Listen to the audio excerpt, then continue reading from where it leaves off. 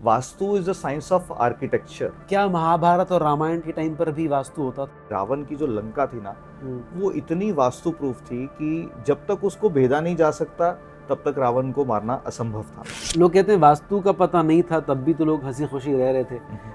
तो कितने ही घर ऐसे होंगे जहाँ पे नॉर्थ ईस्ट में टॉयलेट होगी, तो क्या हाँ। हर घर के अंदर कैंसर हो गया? हाँ। सबसे महंगा घर मुकेश अंबानी जी का, जी, और वो कॉर्नर कॉर्नर प्लॉट, प्लॉट है। और साउथ वेस्ट में ही उसके जो है वो ढलान भी जाती है। एक घर के अंदर कोई इंसान अगर बार बार बीमार पड़ रहा है या घर में लोग ज्यादातर बीमार रह रहे हैं, तो क्या उसका संबंध वास्तु से है या एस्ट्रो से है? अब बच्चा जिस घर में जन्म लेता है उस घर का रेप्लिका जो है वो आपके हॉरोस्कोप में दिखता है।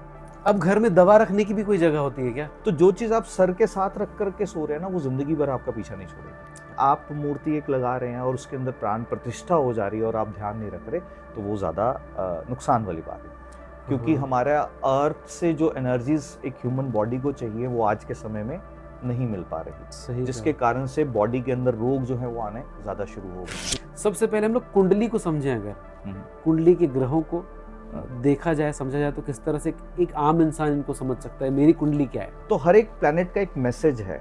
अगर हम उसको जीना शुरू कर देंगे, अपनी लाइफस्टाइल के अंदर ऐड कर देंगे, आपको कोई भी प्लेनेट की दशा तंग नहीं करती। तो जो लोग मैस्टरबेट करते हैं कि अपना शुक्र खराब करते हैं? यस, शुक्र खराब कर रहे हैं, मतलब अपनी एनर्जीज को वेस्ट कर रहे हैं, अपनी एनर्जीज को ड्रेन कर रहे हैं। इंद्रियां हैं तो इंद्रियों का काम है काम करना, कर्ण दिए हैं तो वो सुनेंगे। आप कोलाहल की ध्वनि सुनते हो या हंसने की ध्वनि सुनते हो, that is up to you. आपका बच्चा आपकी प्रेजेंस में जितने टफेस्ट टाइम को फेस करेगा वो उतना ही ज्यादा लाइफ में ग्रो करेगा। नंबर के मैसेजेस मैंने क्या कहा, बस हमें उसको पिक करना है। अगर हम उसको पिक करने में हम नाकामयाब है तो नेगेटिविटी हमारी है, नंबर्स की नहीं है।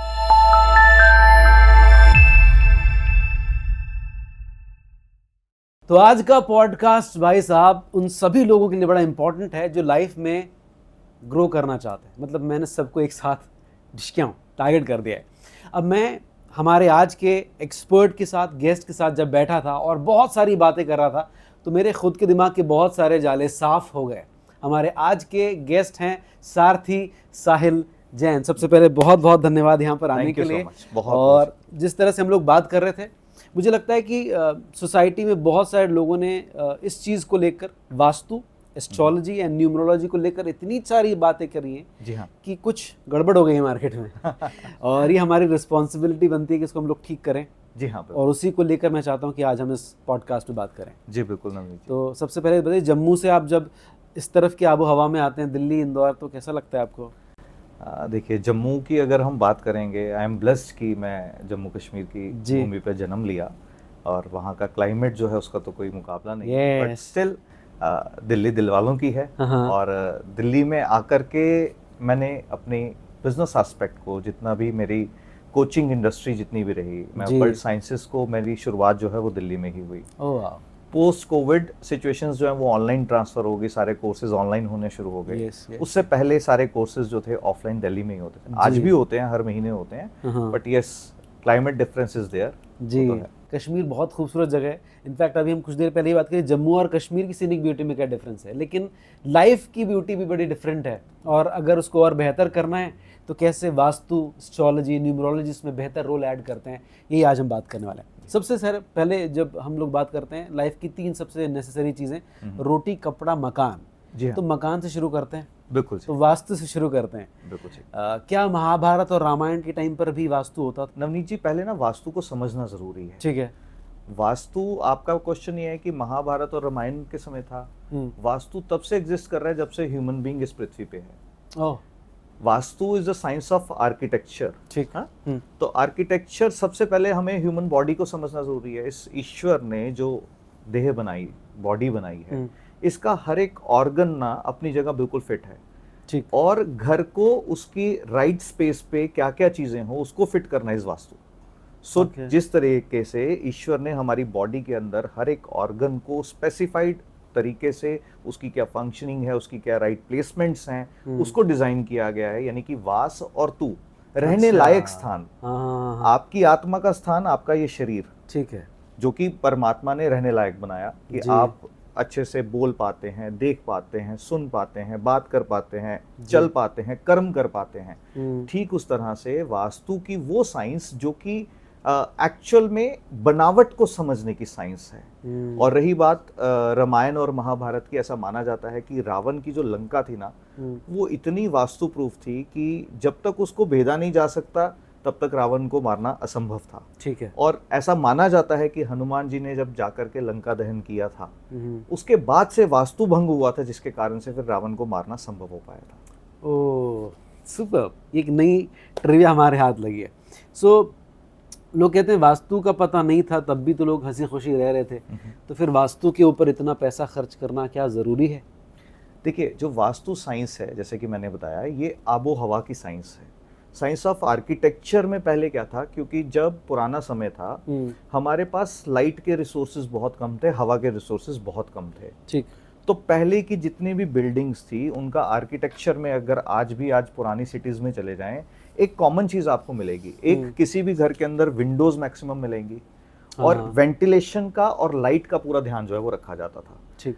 पुराने समय में वास्तु को ध्यान में रखती हुई बेसिक चीजें ये थी कि एक लाइट और एयर ये प्रॉपर से एक जगह पे सर्कुलेट होते रहे, ताकि एनर्जीज ब्लॉकेजेस ना हो। ठीक। एक रील बड़ी पॉपुलर हो रही है मार्केट में, जो थोड़ा सा एक मिथ क्रिएट कर रही है कि नॉर्थ ईस्ट में अगर आपका टॉयलेट सीट है तो आपको कैंसर देता है। लोग बड़े डरे हुए हैं इस चीज़ को देखकर। ये हमारी जिम्मेदारी बनती है कि हम इसको सही तरीके से लोगों के सामने लेकर आए। नवनीत जी, देखिए, ऐसा है कि टॉयलेट सीट की अगर हम बात करें, जिसके बारे में मैंने आपको बताया कि एक घर का एक अनिवार्य हिस्सा है। पहली बात तो ये ईशान कोण यानी कि नॉर्थ ईस्ट, जहाँ पे वास्तु पुरुष का सर का हिस्सा जो है वो बताया गया जी।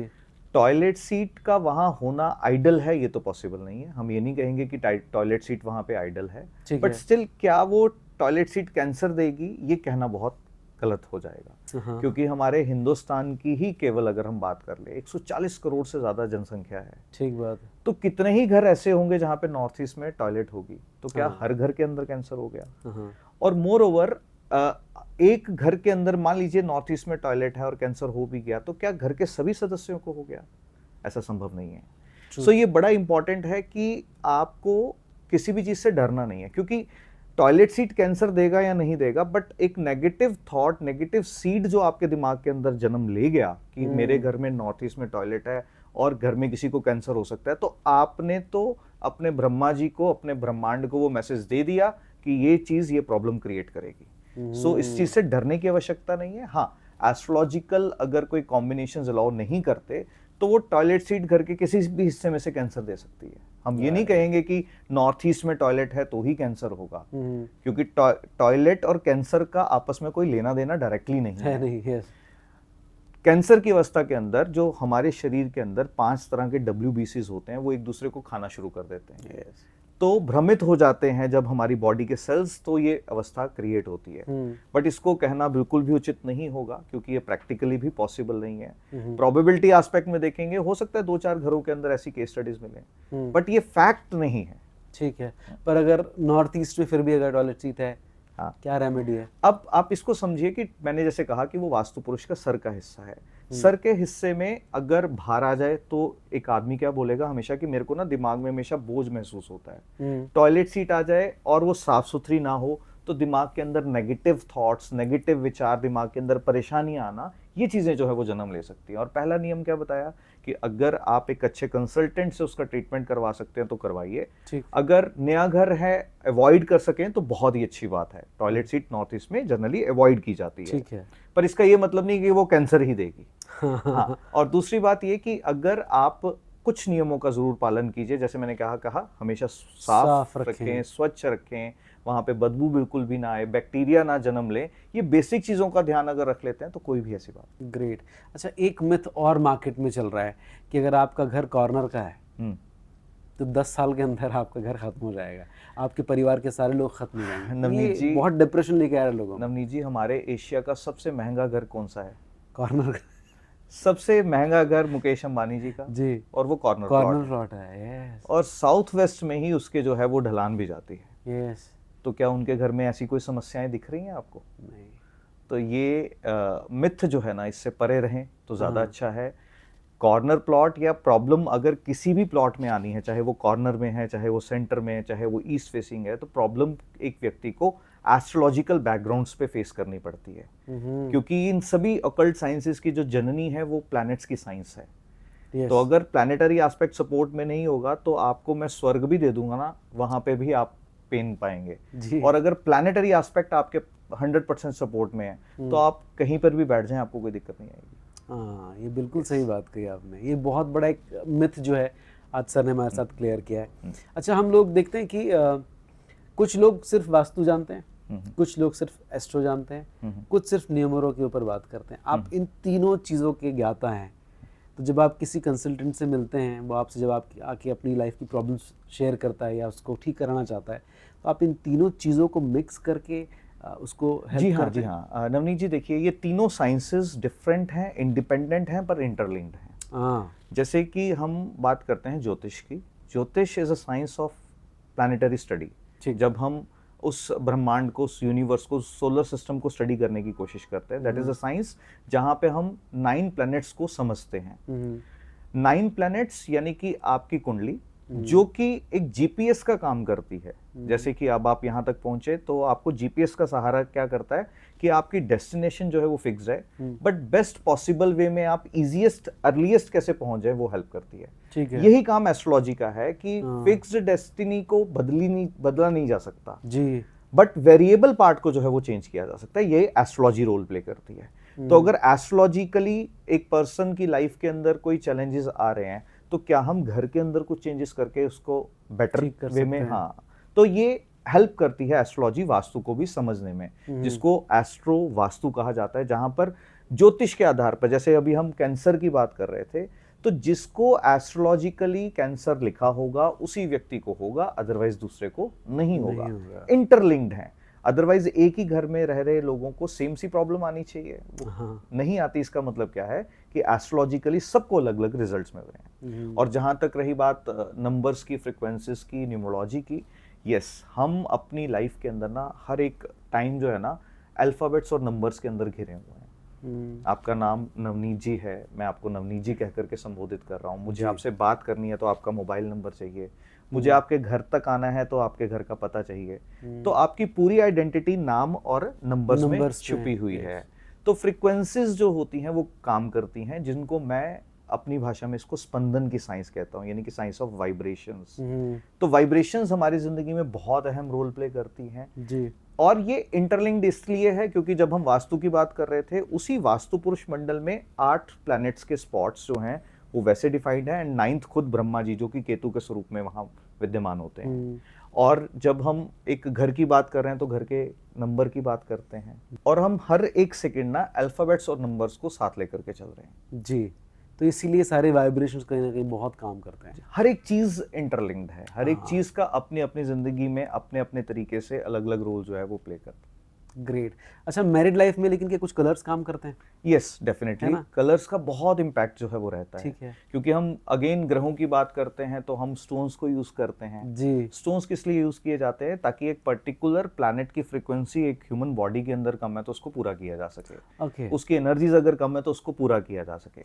जैसे कि उदाहरण के लिए लाल रंग जो होता है ना, वो आप देखेंगे इसको खतरे की निशानी की तरह बताया जाता है जी। और वही लाल रंग जब लाइटर टोन पे आ जाता है वही वार्मथ की निशानी होती है। तो जब न्यूलीवेड कपल की अगर हम बात करते हैं, उनके अगर बेडरूम का इंटीरियर जिसमें पिंकिश टोन हो तो उनकी सेक्सुअल लाइफ जो है वो बहुत अच्छी रहती है।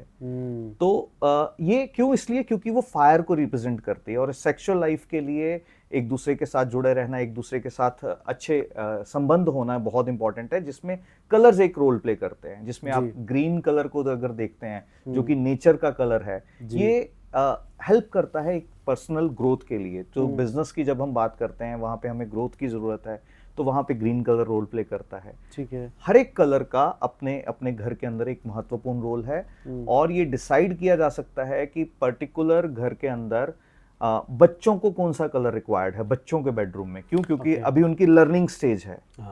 इसके लिए उनके लिए स्पेसिफिक कलर जो है वो ग्रीन कलर बहुत अच्छा रहता है उनकी आगे ग्रोथ के लिए। कपल के बेडरूम के अंदर जो पिंकिश टोन है या वार्म वाइट कलर अगर है तो वो बहुत अच्छा जो है वो रहता है।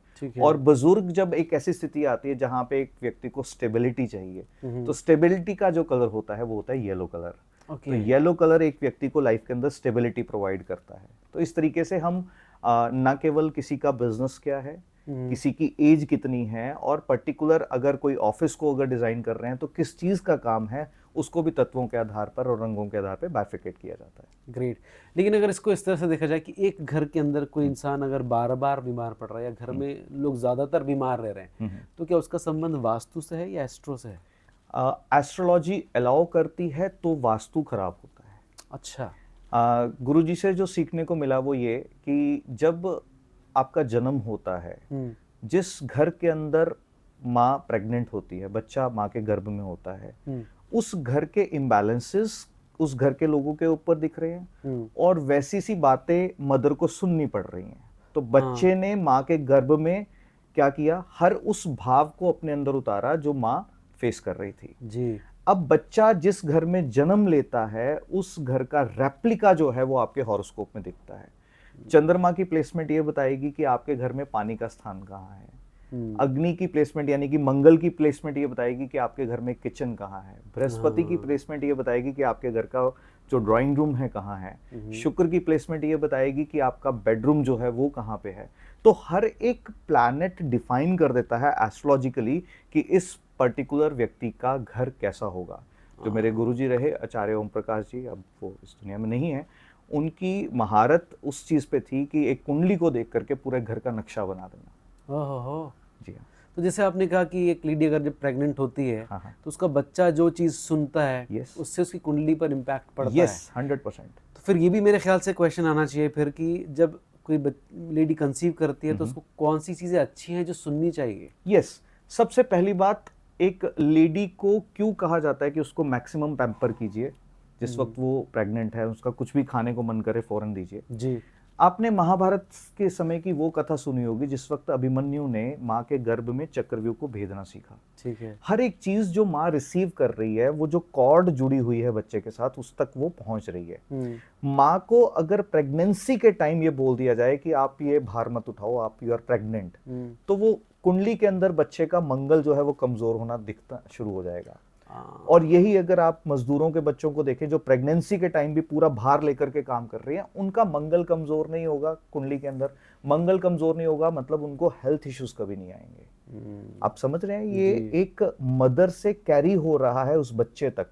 तो बड़ा इंपॉर्टेंट है प्रेगनेंसी के टाइम अच्छी बातें को सुने, अपने आप में पॉजिटिव फील करें, कोई भी नेगेटिव स्टेटमेंट्स अपने सराउंडिंग में ना आने दें, ताकि वो जो सोल इस पृथ्वी पे आने वाली है उसके प्लैनेट्स की मैनिफेस्टेशन वहां से होनी शुरू हो रही है। और पहले 7 साल तक साइंस कहती है कि एक बच्चा भगवान का स्वरूप होता है। क्यों कहा जाता है? क्योंकि बच्चा जो देख रहा है, जो सीख रहा है, जो समझ रहा है, वो अपने भविष्य को वैसा बनाता चला जा रहा है। तो ये बड़ा इंपॉर्टेंट है। आप जैसे घर के अंदर रहते हैं वैसी सी आपकी माइंडसेट हो जाएगा। अगर आपके आसपास क्लटर है तो आप हमेशा दिमाग के अंदर नेगेटिव थॉट्स को देखेंगे। और यही एक घर के अंदर देखेंगे, 2 भाई बहन है, एक का रूम बिल्कुल साफ सुथरा और दूसरे में क्लटर जी, तो बच्चों का भविष्य भी यहाँ से बदलना शुरू हो जाता है। हाँ, कई बार ऐसा होता है लोगों को घर फल जाता है, लोग कहते हैं कि उसको वो घर बड़ा फल गया है, उसको उस घर को कभी शिफ्ट नहीं करना चाहिए। किस तरह से चीजें होती हैं? हर एक एनर्जी का बहुत इंपॉर्टेंट रोल रहता है। हमने बहुत केस स्टडीज में ऐसा देखा कि कई बार किसी को घर जो है वो बहुत जल्दी फल जाता है। इसके पीछे की ग्राउंड्स जो हैं, इसलिए हम हमेशा कहते हैं कि अगर आप एक नया घर चुनने जा रहे हैं, मान लीजिए आपकी एक नई बिल्डिंग कंस्ट्रक्ट हो रही है, इसमें आप स्पेस लेना जा रहे हैं, तो सबसे पहले देखिए कि आसपास का वातावरण कैसा है।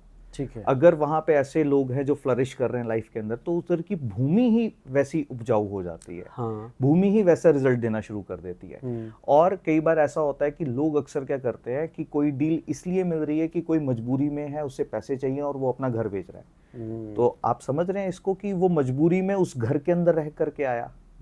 तो आपको उस घर को परचेज करने से पहले 10 दफा सोचना चाहिए कि ऐसा क्या हुआ कि वो पर्सन इस घर को बेच रहा है। और सम टाइम किसी को घर जब फ्लरिश करता है, जब एक नई स्पेस में एंटर करते हैं, तो उस घर की एनर्जीज वैसी होती हैं जहां पर एक पर्सन बहुत जल्दी ग्रो कर जाता है। राइट, ठीक है। अब घर में दवा रखने की भी कोई जगह होती है क्या? जी हाँ, ये बड़ा इंपॉर्टेंट है और आपके माध्यम से एक व्यूअर्स को ये समझना बहुत जरूरी है। सबसे पहली चीज जो दवा रखने के लिए इंपॉर्टेंट है, दवाई रखने के लिए, कि लोग अक्सर मेजर गलती क्या करते हैं कि जो उनकी बीपी की, शुगर की या जो भी मेडिसिन है वो अपने बेड के आसपास कहीं रखते हैं ताकि वो इजीली सुबह उठ करके या रात को सोने से पहले। तो जो चीज आप सर के साथ रख करके सो रहे हैं ना, वो जिंदगी भर आपका पीछा नहीं छोड़ेगी। तो पहली बात तो ये कि पहला नियम सबके लिए मेडिसिन का ये रहता है कि मेडिसिन कभी भी ओपन में ना रखें, क्योंकि जो चीज आपको बार बार दिख रही है ना, वो आप उसको क्रिएट करते जा रहे हैं। तो पहला मैसेज तो ये है। ठीक है। दूसरी बात ये कि मेडिसिन को ओपन में तो नहीं रखना, बट इसके लिए कुछ आइडल डायरेक्शंस जो हैं वो वास्तु के अंदर देखी गई कि जहां पर रख देने से मेडिसिन की प्रॉपर्टीज जो है ना वो बड़ा अच्छा रिस्पॉन्ड करती हैं एक ह्यूमन बॉडी को। अच्छा। एक डायरेक्शन है जिसको नॉर्थ ऑफ नॉर्थ ईस्ट कहा जाता है, वेस्ट ऑफ साउथ वेस्ट कहा जाता है। ये नॉर्थ और नॉर्थ ईस्ट के बीच में एक जगह आती है जिसको northern side of north east कहा जाता है। ठीक है। यहाँ पर आपा और अपावत्सा ये दो नाम की एनर्जी फील्ड डेवलप होती हैं जो ह्यूमन बॉडी के अंदर ना रोगों से लड़ने की शक्ति जो है वो प्रोवाइड करती है। ठीक है। आपने कई लोगों को ऐसा देखा होगा कि वो मेडिसिन लेते हैं पर बॉडी रिस्पॉन्ड नहीं कर रही। हाँ। तो अगर इस स्पॉट पे रख करके आप मेडिसिन को लेना शुरू करते हैं तो आपकी बॉडी जो भी मेडिसिन आप ले रहे हैं ना उसको रिस्पॉन्ड करना शुरू कर देती है। ठीक है। और किसी बॉक्स में रखें उसको? यस, ओपन में तो कभी भी मेडिसिन को नहीं रखना चाहिए। साइकोलॉजिकली आप क्या कर रहे हो, बार बार अपने सबकॉन्शियस को क्या टैप कर रहे हो कि मेडिसिन है मुझे खानी पड़ेगी, मेडिसिन है मुझे लेनी है। तो सबसे पहली गलती मैंने क्या कहा कि बेड के साथ बिल्कुल भी नहीं रखना। जहां कहीं भी रखें हमेशा बॉक्स में रखें जहां पे मेडिसिन आपको हमेशा दिखे ना। ठीक है। ये बात का खास ध्यान रखें। ये हम लोग की मेडिसिन की बात हुई। कई बार ऐसा होता है कि लोग सोचते हैं अब घर में एक मंदिर जो है उसका स्पेस कहाँ पर हो वो डिसाइड किया जाए, और मंदिर किस चीज़ का बना हो। क्या वुडन का मंदिर सबसे ज़्यादा ऑस्पिशियस होता है या संगमरमर का या पत्थर का? क्या चीज़ कहेंगे इस बारे में? देखिए, मंदिर को समझ लें तो हम मंदिर को डिफाइन कर सकते हैं। ठीक है। मंदिर का अर्थ ये होता है कि मन के अंदर, मन के अंदर। ठीक है। जिस स्थान पे जाकर के आप खुद के साथ कनेक्ट कर सकते हो जी, उस ईश्वर के थ्रू किसके साथ कनेक्ट कर रहे हो, खुद के साथ ही कनेक्ट कर रहे हो जी। तो दैट इज कॉल्ड मंदिर, जिसको हम मंदिर बोलते हैं। ठीक है। मंदिर वास्तविकता में घर के अंदर तभी बनाना चाहिए अगर आप नियमित रूप से, जिस तरह से आप खुद स्नान करते हैं, खुद खाना खाते हैं, उस तरह से भगवान को भी अगर स्नान करा सकें, उनको भोग लगा सकें, तो आइडली मंदिर तब घर के अंदर बनाना चाहिए।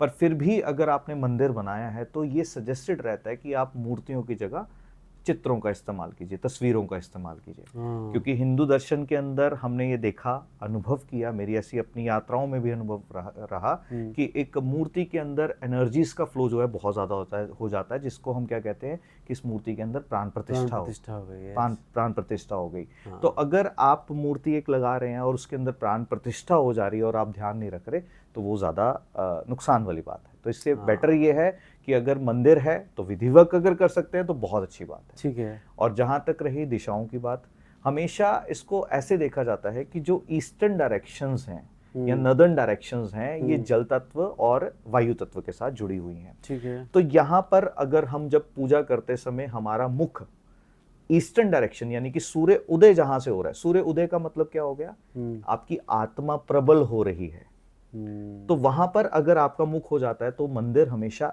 ऐसी दिशा के अंदर हो जहां से आप जब पूजा करें तो आपका पहला मुख कहाँ हो, ईस्टर्न डायरेक्शन। और मंदिर की स्वयं की प्लेसमेंट जो है वो ईस्टर्न डायरेक्शंस में बहुत अच्छी रहती है। ऐसा नहीं है कि बाकी दिशाओं में मंदिर नहीं बनाया जाता, और इसको मैंने बहुत बार अपने चैनल पे भी एक्सप्लेन किया कि अलग अलग दिशाओं में अगर आप मंदिर बना रहे हैं तो हर एक दिशा में ना हर एक भगवान का स्थान है। ठीक है। जैसे नॉर्थ में अगर आपका मंदिर है तो भगवान श्री गणेश जी का स्थान है, वहां उनको स्थान जरूर दीजिए। ठीक है। नॉर्थ ईस्ट में भगवान शिव का स्थान है, उनको स्थान जरूर दीजिए। ईस्ट में राम जी का स्थान है, उनको जरूर स्थान। तो ऐसे ही आपके घर में मंदिर तो अगर कहीं पर भी है, स्पेसिफिकली अगर नहीं बनाना चाहिए, वो मैं आपसे शेयर करना चाहूंगा ताकि ऑडियंस को वो चीज समझ में आ जाए। जी जी। तो जैसे ऐसा माना जाता है कि वास्तु पुरुष का सर नॉर्थ ईस्ट में और पैर का हिस्सा साउथ वेस्ट में है। ठीक है। तो साउथ वेस्ट और साउथ वेस्ट इन दो डिविजन्स को अवॉइड कर देना चाहिए मंदिर बनाते समय। बाकी किसी भी दिशा में अगर मंदिर आप बना रहे हैं तो कंसर्न जो उस जगह के डाइटी का स्थान है, उस जगह के देव का जो स्थान है, उनको जरूर मंदिर के अंदर स्थान दीजिए। ये बिल्कुल नई चीज़ थी मेरे लिए भी। अच्छा, हम लोगों ने कई बार इस चीज़ को भी बहुत सुना है कि आपका जो शू रैक है वो घर के भीतर नहीं होना चाहिए, वो घर के बाहर ही होना चाहिए। क्या इसके पीछे लॉजिक है? देखिए, जब हम शू रैक की बात कर रहे हैं, तो शू का क्या इंपॉर्टेंट रोल है हमारी लाइफ के अंदर, हम उसको समझने का प्रयास करते हैं। पहली बात तो मैं सब लिसनर्स को ज़रूर ये कहना चाहूँगा कि कुछ समय एक व्यक्ति को बिना शू के ज़रूर रहना चाहिए, क्योंकि हमारा अर्थ से जो एनर्जीज एक ह्यूमन बॉडी को चाहिए वो आज के समय में नहीं मिल पा रही, जिसके कारण से बॉडी के अंदर रोग जो है वो आने ज़्यादा शुरू हो गए हैं। तो बिना शू के भी कुछ समय कंक्रीट पे नहीं, आपको जो लैंड है, ज़मीन के ऊपर, घास के ऊपर ज़रूर कुछ समय व्यतीत करना चाहिए। और दूसरी बात, जब आपका प्रश्न है कि शू रैक क्या घर के अंदर हो या बाहर हो, तो इसमें आइडल ऐसा माना जाता है कि जो एनर्जीज का रोल जहां से शुरू होता है, वहां पे ऐसा माना जाता है कि घर के अंदर जब भी कभी आप एंटर करते हैं तो आप बाहर की ऊर्जाओं को लेकर के एंटर कर रहे हैं। क्यों? क्योंकि आपके पैरों से वो मिट्टी जो बाहर, बहुत सारे ऐसी एनर्जीज होती हैं जो कि आपके लिए अच्छी नहीं है। तो जब आप घर के अंदर एंटर कर रहे हैं, तो अगर आपका शू रैक घर के अंदर है, मेक श्योर आपके डोर पे फुट मैट हो और आप अपने पैर को अच्छे से साफ करके एंटर करें। अदरवाइज आइडल क्या रहता है कि घर के मुख्य द्वार के बाहर ही आपका शू रैक हो और आप वहीं पे अपने जूतों को उतार करके घर के लिए जो शू हो वो अलग से यूज करें। ग्रेट। ये वास्तु की हम लोगों ने कुछ चीज़ें आज यहाँ पर समझी हैं। इसके बाद हम चाहते हैं हम दूसरे पार्ट पर जाएं, जो कि हमारा एस्ट्रो पार्ट है, जिसको लेकर मेरे ख्याल से लोग सबसे ज़्यादा सोचते हैं, क्योंकि हर इंसान इंडिविजुअल को लेकर ज़्यादा चिंतित होता है। सबसे पहले हम लोग कुंडली को समझें। अगर कुंडली के ग्रहों को देखा जाए, समझा जाए, तो किस तरह से एक आम इंसान इनको समझ सकता है, मेरी कुंडली क्या है? देखिए, कुंडली जो होती है ना, इसमें 5 पिलर्स होते हैं ज्योतिष के अंदर। पहला होता है ग्रह, जिनको हम कहते हैं प्लैनेट्स। फिर होता है भाव, फिर होता है उसके अंदर राशियां होती हैं, फिर दशाएं होती हैं और उनकी दृष्टियां होती हैं। पर एक कॉमन मैन के समझने के लिए जो चीज है वो ये है कि 9 प्लैनेट्स, जो 9 ग्रह जिनकी हम शुरू से लेके अभी तक पूजा करते आते हैं, ठीक बात है, वो 9 ग्रह ना हमें कुछ मैसेजेस कन्वे करते हैं। अगर हमने अपनी लाइफ के अंदर उन मैसेजेस को पकड़ लिया तो आपको किसी भी 9 ग्रह में से किसी से भी डरने की जरूरत नहीं है। अच्छा। तो हर एक प्लैनेट का एक मैसेज है। अगर हम उसको जीना शुरू कर देंगे, अपनी लाइफस्टाइल के अंदर ऐड कर देंगे, आपको कोई भी प्लैनेट की दशा तंग नहीं करती। अच्छा। हाँ, तो जिसमें से सूर्य नारायण का जो हम शुरुआत करते हैं, सूर्य नारायण से। सूर्य नारायण के अगर मैसेज को समझते हैं तो समय पर काम को करना, यानी कि समय पर उदय होना, समय पर अपने सर्कल को पूरा कंप्लीट करना। तो आप कभी भी कोई भी काम समय पर करते हैं तो आपको सूर्य की एनर्जी तंग नहीं करती। अपनी बातों को लेके कमिटेड रहते हैं, जो आपने बोल दिया उसको पूरा करते हैं, तो सूर्य की एनर्जी कभी भी आपको परेशान नहीं करती। सूर्य लोगों को जीवन देता है, तो आप अपनी जिंदगी में अगर हर एक को सपोर्ट करते हैं तो सूर्य की एनर्जीज आपको कभी भी परेशान नहीं करती। तो these are the basic thing जो सूर्य को करेक्ट करने के लिए आपको अपनी लाइफ के अंदर देखनी चाहिए। और मैं हमेशा कहता हूं कि जिनका सूर्य कमजोर होता है ना, उनके अंदर 2 कॉमन चीजें आपको देखने को मिलती हैं। एक, वो फ्रंट पे आना पसंद नहीं करते। अच्छा। अपने आप को हाइड करते हैं, क्योंकि सूर्य तो चमक है और चमक है तो वो दुनिया को दिखेगी ही। और अगर आप अपने आप को हाइड कर रहे हैं, चाहे अपनी प्रोफाइल पिक्चर नहीं लगा रहे, चाहे कैसे भी करके अपने आप को हाइड कर रहे हैं, तो आपका सूर्य कहीं ना कहीं से आप कमजोर कर रहे हैं। सो ये बहुत बेसिक चीजें हैं जो हम अपने लाइफस्टाइल में करेक्ट करके अपने आप को पैम्पर कीजिए, क्योंकि आपकी आत्मा सूर्य को बता रही है। तो सूर्य को प्रबल करने का इससे बेटर कोई तरीका नहीं। सुपर, बहुत ही बढ़िया चीज थी। अच्छा, अगर हम ये बात करें कुंडली जैसे कहा जाता है, कुंडली में जितने भी आपने कहा किसी भी ग्रह से डरने की जरूरत नहीं है, लेकिन जब कहते हैं कुंडली में ये ग्रह कमजोर है, ये नीच का है, क्या सबको ठीक किया जा सकता है? मैंने बताया, एक होता है एस्ट्रोलॉजिकल रेमेडीज, ठीक है, और एक होता है आपकी लाइफस्टाइल में आचरण के अंदर वो चीज को उतारना। जैसे कि मैंने सूर्य के बारे में बताया कि अगर आप इन बातों का ध्यान रख लें, सूर्य कुंडली में उच्च का है, नीच का है, आपको कोई भी परवाह करने की जरूरत नहीं। ठीक वैसा ही हर एक प्लैनेट के साथ जुड़ी हुई बातें हैं। क्या जल्दी जल्दी हम सबके बारे में बात कर सकते हैं?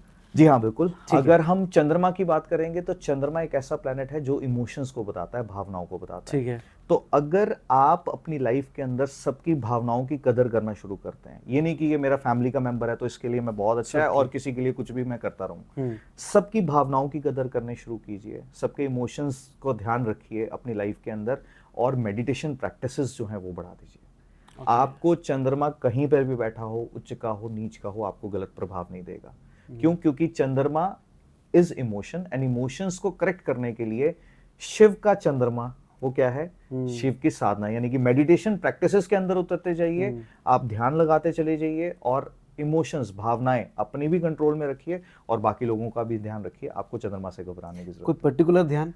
ध्यान का अर्थ यह होता है कि आप किसी भी काम के अंदर पूर्णतः से लीन हो जाएं, शून्य हो जाएं। हम अभी एक जर्नी कर रहे हैं, तो उस जर्नी के अंदर हमें बाकी थॉट्स ना आए, ये ध्यान की अवस्था है। यस, इसीलिए मजा भी आ रहा है इस कॉन्वर्सेशन में। चंद्रमा के बाद अगर हम बात करते हैं मंगल की, मंगल इज द प्लैनेट जो कि एक व्यक्ति को कर्म प्रधान बनाता है जी। तो अगर हम प्रोक्रास्टिनेशन के अंदर एंटर कर जाते हैं, जिनका भी मंगल कमजोर होगा ना, उनके सिम्टम्स क्या होंगे कि वो आज के काम को कल पर टालेंगे।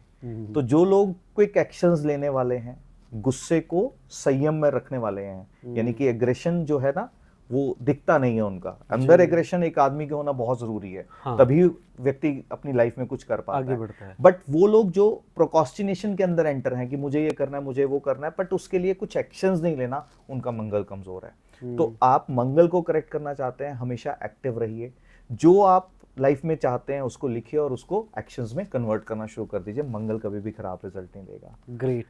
तो ऐसे ही बात करते हैं बुध की। बुध एक ऐसा प्लैनेट है जो कि बुद्धि को दर्शाता है, एंड बुद्धि को समझने के लिए हमें हमेशा अपने लर्निंग स्किल्स को एनहांस करना चाहिए। जब भी कुछ नया सीखने को मिले, नया सीखिए, समझिए। जब हम किसी के साथ कम्युनिकेट करते हैं, आप बुध वीक कब दिखता है एस्ट्रोलॉजिकली, जब किसी के कम्युनिकेशन स्किल्स जो हैं वीक हो जाते हैं। अच्छा। अपनी बातों को कोई अच्छे से ना समझा ना पाए, फिर वो बोलते हैं कि मेरे कहने का ये मतलब नहीं था। टेक्निकली वो बुध की खराबी की बात कर रहे हैं। अच्छा। तो आप अगर एक प्रैक्टिस को ले आते हैं कि आप बुक्स, नॉवेल्स, आर्टिकल्स या न्यूज़पेपर पढ़ना शुरू करें। न्यूज़पेपर में क्या होता है कि पूरे पैराग्राफ को एक लाइन में डिफाइन किया गया था, जिसको हम क्या कहते हैं, बॉटम लाइन फर्स्ट। हाँ। इसकी प्रैक्टिसेस अगर लाइफ में लाना शुरू कर दें, आपका मरकरी ठीक होना शुरू हो जाएगा। एंड अबाउट जुपिटर, बृहस्पति को कहा जाता है विजन का कारक, और विजन के कारक को मैं हमेशा कहता हूँ, इसको करेक्ट करना है तो आपको टू डू लिस्ट बनानी है कि आपको कल क्या करना है। फिर धीरे धीरे कर करके आपका विजन जो है वो क्लियर होता चला जाएगा। टू डू लिस्ट बनाते जाइए और उसको कंप्लीट करते जाइए। आपका बृहस्पति बिल्कुल ठीक है, आपको कोई दिक्कत नहीं देगा। ठीक है। और लाइफ में जितनी सारी लग्जरी है वो भी बृहस्पति लेकर आता है? वो जुपिटर नहीं लेकर के आता। जुपिटर वृद्धि का कारक है, बट ऐसा माना जाता है कि वो शुक्र लेकर के आता है। अच्छा, शुक्र लेकर आता है। यस, शुक्र लेकर के आता है। शुक्र को ठीक करना है। शुक्र इज ग्रेस। कोई भी काम को परफेक्ट वे में किस तरीके से किया जाता है। शुक्र is a very good finisher. जो चीज दिखता है, आज आप जितनी भी ब्रांडिंग देखते हैं वो सब शुक्र की है। जो चीज जितनी खूबसूरत दिखती है उतनी ज्यादा आपको अट्रैक्ट करती है। तो शुक्र क्या करता है, अगर आपके अंदर वो खूबसूरती आती चली जाए, तो इसका मतलब क्या है कि कोई भी काम को लाइफ के अंदर करने के लिए मत कीजिए कि मुझे ये करना है। आप किसी भी काम को अच्छे तरीके से कंप्लीट करते हैं और फुली डेडिकेटेडली करते हैं, तो शुक्र आपका खराब रिजल्ट दे ही नहीं सकता। अगर आप शुक्र देखेंगे ना जिनका खराब है, उनके अगर आप कपड़े देखेंगे तो सिलवटें पड़ी होंगी, और अगर आप उनके लैपटॉप खोल लेंगे तो उनके पूरे फोल्डर्स बिखरे हुए होंगे, मोबाइल देख लेंगे तो उनके मोबाइल पे भी फोल्डर्स नहीं होंगे, तो उनकी लाइफ के पैटर्न्स पूरे आपको बिखरे हुए दिखेंगे। तो शुक्र वहां से खराब होना शुरू हो जाता है। सिस्टमेटिक हो जाएंगे तो शुक्र आपका ऑटोमेटिकली ठीक है। तो क्या शुक्र का संबंध शुक्राणु से है? जी हाँ, बिल्कुल।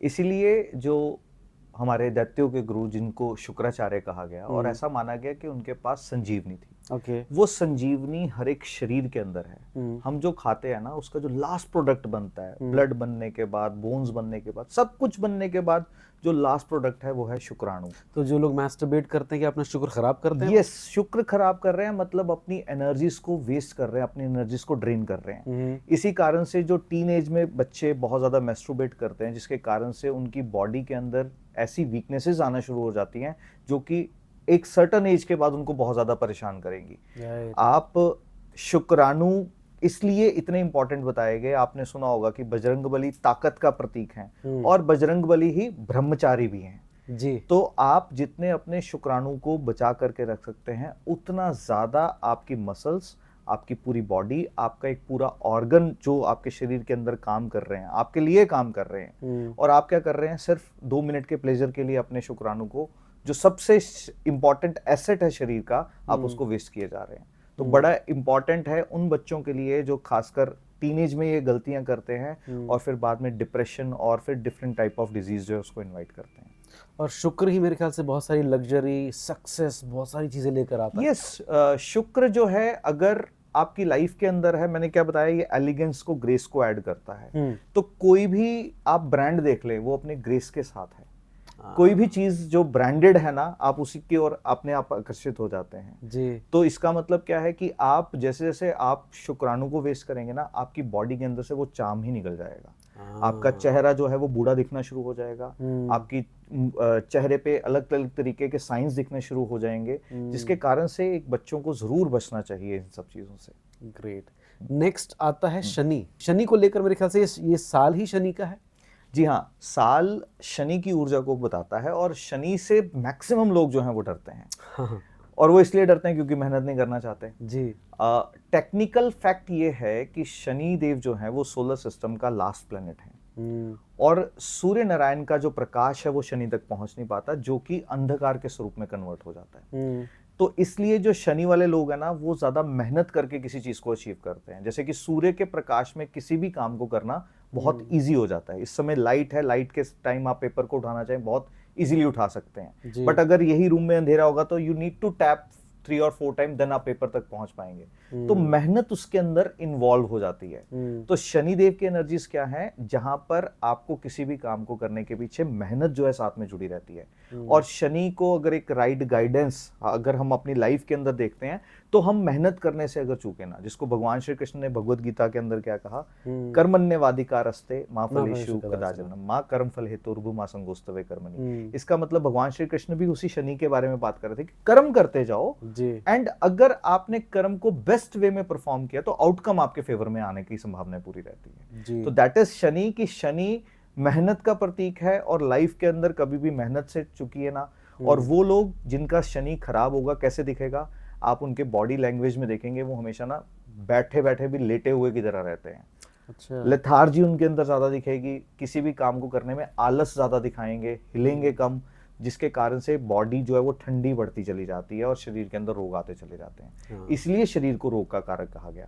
और इसलिए कहा गया कि हनुमान जी जब जहां होते हैं वहां शनि तंग नहीं करता। यानी कि जहां आप जितना ज्यादा एक्शंस के अंदर रहोगे, आपकी बॉडी के अंदर ब्लड फ्लो उतना ज्यादा रहेगा और आपकी बॉडी के अंदर रोग नहीं आएंगे। कमाल का कॉन्वर्सेशन, मजा आ रहा है सुन के। Now let's move to Rahu and Ketu, आखिरी मेरे ख्याल से तो। जी हाँ, और मेरा ऐसा मानना है कि राहु केतु को जिसने समझ लिया ना, सभी प्लैनेट्स उसके अंदर समा जाते हैं। अच्छा। बिकॉज राहु जो डिपिक्ट करता है वो सर के हिस्से को बताता है एंड केतु बताता है धड़ के हिस्से को। जी। हमारे सर के हिस्से में देखना आ रहा है, सूंघना आ रहा है, सुनना आ रहा है, टेस्ट करना आ रहा है जी। और केतु के पास क्या आ रहा है, फील, महसूस करना। राहु क्या है कि अगर नवनीत जी का विजन क्लियर है, यानी कि वो देख वही चीज रहे हैं जो उनको चाहिए, तो वो उनको मिलेगी। पर अगर आपके देखने के अंदर भटकाव आ गया कि आप अलग अलग चीजों पे फोकस करना शुरू कर दिया, तो क्या हो गया, राहु खराब हो गया। आप सुन अगर वो चीज रहे हैं जो आपके काम की है, तो राहु आपका अलाइंड है। और अगर आप किसी की ऐसी बातें सुन रहे हैं जिनका आपकी लाइफ में कोई रेलेवेंस नहीं है, तो राहु आपका खराब है। Getting my point? कि 5 सेंसेस जिसको भगवान श्री कृष्ण कहते हैं कि हे अर्जुन, इंद्रियां हैं तो इंद्रियों का काम है काम करना, कर्ण दिए हैं तो वो सुनेंगे। आप कोलाहल की ध्वनि सुनते हो या हंसने की ध्वनि सुनते हो, that is up to you. आंखें दी हैं तो वो देखने के लिए दी हैं। आप स्वच्छता देखते हो, किसी आदमी के में से एक पॉजिटिव पिक करना जानते हो या उस आदमी की नेगेटिविटी आपको दिख रही है, that is up to you. तो भगवान श्री कृष्ण भगवद गीता के अंदर क्या कर रहे थे, डिफरेंस समझा रहे थे कि आप अपने राहु को भी कैसे करेक्ट कर सकते हो। Pick the right thing for you. आप जिंदगी में अपने टारगेट के साथ फिक्स रहोगे, फोकस रहोगे, तो राहु कभी भी खराब रिजल्ट देता नहीं देगा। और यही बच्चों के डिस्ट्रैक्शन का कारण बन गया जब बच्चे एडिक्शंस के अंदर चले गए पढ़ाई को छोड़ने, क्योंकि समय किसका था, पढ़ाई का। डिस्ट्रैक्शन क्या बन गई कि पढ़ाई को छोड़ करके फोकस कहाँ चला गया, अल्कोहल, सिगरेट, ड्रग्स पे चला गया। तो वो फोकस का हिस्सा वो बन गया, बाकी फैमिली पीछे छूट गई, पढ़ाई पीछे छूट गई। तो आपकी लाइफ में अगर आप फोकस हैं तो राहु खराब रिजल्ट नहीं देगा। एंड जहां तक रही केतु की बात, Ketu is all about intentions, हमारी धारणाएं, हमारा मान्यताएं, हमारी नीयत क्या है करने की। अगेन मैंने नवनीत जी बहुत कुछ ना भगवान श्री कृष्ण से सीखने को, हर एक सेकंड जब मैं बात भी कर रहा होता हूँ तो चीजें समझ में आती हैं जी। भगवान श्री कृष्ण ने बहुत सारी ऐसी लीलाएं की जिस लीलाओं के अंदर ना उनकी इंटेंशंस जो है ना वो ऊपर समझ में आई कि ये इंटेंशन प्योर थी, तो ऐसी चालाकी भी गलत नहीं जी। तो भगवान श्री कृष्ण की लीलाओं में वो दिखा कि आप किसी भी काम को अगर अच्छे के लिए करना चाह रहे हैं तो उसमें आपको क्या करना है, आपकी नीयत बिल्कुल साफ करनी है। तो केतु क्या करता है, केतु आपकी इंटेंशंस को डिफाइन करता है। अगर आप जॉब के अंदर हैं, आप अपने बॉस को बेस्ट रिजल्ट देने की कोशिश कीजिए। अगर आप बिजनेस के अंदर हैं, कोई प्रोडक्ट सेल कर रहे हैं, तो अपने कस्टमर को बेस्ट प्रोडक्ट देने की कोशिश कीजिए। यानी कि आपकी नीयत सिर्फ पैसे की नहीं हो, आपकी नीयत सामने वाले को डिलीवर करने की हो, तो आपका केतु ऑटोमेटिकली ठीक है। और केतु इसको कहा गया मोक्ष का कारक। हालांकि मोक्ष की डेफिनेशन डिफरेंट है जो लोग समझते हैं, और मेरी नजर में मैं उसको अलग तरीके से देखता हूँ। बट उस ईश्वर से जुड़ना, ईश्वर से कब जुड़ रहे हो, जब आप किसी को धोखा नहीं दे रहे, तो ईश्वर से जुड़ रहे हो। और केतु सिर्फ यही बताता है कि अपनी इंटेंशंस को क्लियर कीजिए। और ऐसा माना जाता है कि भाग्य ना सिर्फ भोले आदमी को लगते हैं, चतुर आदमी को भाग्य नहीं लगते। सो केतु की परिभाषा ये है। तो हम अपनी लाइफ में सूर्य को ठीक करना चाहते हैं तो कमिटेड रहें, ऑनेस्ट रहें, लोगों की मदद करें, सूर्य ठीक। चंद्रमा को ठीक करना चाहते हैं तो लोगों की भावनाओं का ध्यान रखें, अपने आसपास सबका ध्यान रखें, चंद्रमा ठीक। बृहस्पति को ठीक करना चाहते हैं तो अपनी लाइफ प्लस आपके साथ जो लोग जुड़ते हैं उनको सही मार्गदर्शन दीजिए, बृहस्पति ठीक। बुध को अगर ठीक करना चाहते हैं, आप हमेशा सीखने की कोशिश कीजिए लाइफ के अंदर, तो आपका बुध हमेशा ठीक रहेगा। मंगल को ठीक करना चाहते हैं तो कर्मा से कभी चूके ना, हमेशा मंगल ठीक रहेगा। शुक्र को अगर ठीक करना चाहते हैं तो किसी भी काम को सिर्फ करने के लिए मत कीजिए, आप अपना बेस्ट किसी काम के अंदर दे दीजिए, शुक्र ठीक। और शनि को अगर ठीक करना है तो आपको आलस को त्यागना होगा, आप किसी भी काम से परहेज ना करें, अपने आप को हमेशा एक्टिव रखें, शनि हमेशा ठीक रिजल्ट देगा। राहु को अगर ठीक रखना है तो अपने टारगेट, अपने लक्ष्य तक हमेशा जो है फोकस रहें। और केतु को अगर ठीक करना है, अपनी इंटेंशंस को हमेशा करेक्ट रखें। तो ये 9 प्लैनेट्स को अगर आपने अपनी लाइफस्टाइल के अंदर उतार लिया ना, तो आपको ये भूल जाना चाहिए कि आपकी किस प्लैनेट की दशा चल रही है, वो उच्च का है, नीच का है, कैसे भाव में है, क्या रिजल्ट दे रहा है। क्यों? क्योंकि हर एक प्लैनेट का मैसेज आपने अपनी लाइफस्टाइल के अंदर उतार लिया। यही एक रीजन है कि एक सक्सेसफुल पर्सन, चाहे वो इलियॉन मस्क की बात कर ले, मार्क जुकरबर्ग की बात कर ले, उनकी लाइफ के अंदर ये डिसिप्लिन है जिनके कारण से उन्हें एस्ट्रोलॉजर के पास जो है वो भागना नहीं पड़ता। वाह, सुपर। अच्छा, अगर हम बात करें सोशल मीडिया में हर चीज़ पॉपुलैरिटी के अकॉर्डिंग या उसके फॉलोअर्स के अकॉर्डिंग देखी जाती है, वो कौन सा ग्रह है जो पॉपुलैरिटी बहुत खींचता है और उस पर किसी को अगर काम करना चाहते तो उस पर ही फोकस कर ले वो? अब अगर फैक्ट सुनना चाहते हैं तो फैक्ट मैं आपको बताना चाहूँगा कि बृहस्पति जो है ना वो धक्के खा रहा है। अच्छा। जितना ज़्यादा आप प्योर ज्ञान देना चाहेंगे ना, वो लोगों को पसंद नहीं आता। अच्छा। और राहु जो इल्यूजन क्रिएट कर देता है कि ऐसा कर दोगे तो ऐसा हो जाएगा, कैंसर हो जाएगा, फैमिली बर्बाद हो जाएगी जी। तो इल्यूजन क्रिएट कर दिया, वो ज़्यादा पॉपअप हो जाएगा। हाँ। तो जितना इल्यूजन्स क्रिएट किए जाते हैं वो सोशल मीडिया पे वायरल हो जाते हैं, और जो फैक्ट्स हैं वो लोगों को समझ नहीं पाते, लोग उनको अट्रैक्ट नहीं कर पाते। और दूसरा शुक्र क्या करता है कि आपकी किसी भी काम के अंदर जब ग्रेस ऐड हो जाती है कोई भी काम को करते वक्त, तो ऑटोमेटिकली आपकी चीज जो है वो लोगों को पसंद आना शुरू हो जाती है। सो 2 चीजें, बुध का काम होता है आपकी बात को लोगों तक पहुंचाने का, पहली चीज। शुक्र का क्या काम होता है, वो बात ग्रेसफुली कैसे पहुंचे, ब्यूटीफुली, जैसे सामने वाले को चाहिए, उसके आंखों को प्लीजिंग हो, साउंड इफेक्ट्स बिल्कुल क्लियर हो, दैट इज शुक्र।